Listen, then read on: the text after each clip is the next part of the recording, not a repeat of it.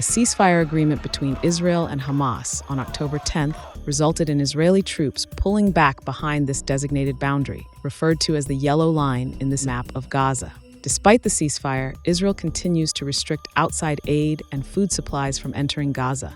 And inside the Strip, there is scant opportunity for Palestinians to grow their own food. That's because most of the arable land is now under Israeli control. Instead of stopping its starvation policy across the Strip, Israel has simply reshaped it.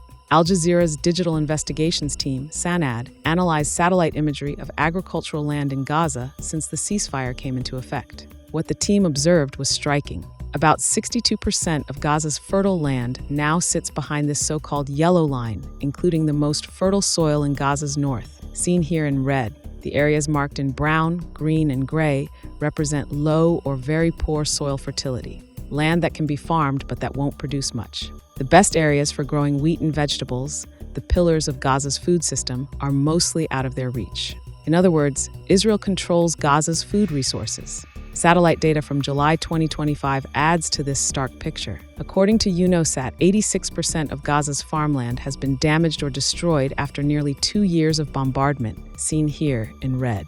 And the green area? That's the agricultural land that hasn't been affected. Palestinians have access to a mere 5%, but the integrity of the soil is very poor. Here's what's been happening. This is farmland in northern Gaza in May 2023. Compared to how it looks today, the green area is almost completely gone. And what about Gaza's vegetation? This is Gaza in September 2023, green and vibrant. Today, productive land has been greatly reduced across the Strip.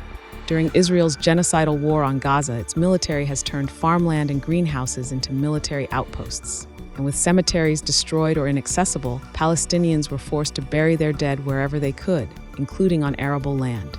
All of this has led to the contamination of Gaza's soil, crops, and groundwater. In 2022, about 44% of fruits, vegetables, and other food consumed in Gaza households came from what they grew locally. Now, with only 5% of low-quality arable land left for the Palestinians to feed themselves, their survival depends on foreign aid that Israel can restrict or cut off at any moment. Israel's control over Gaza's land is nothing new, but since October 2023, this control has been profoundly devastating.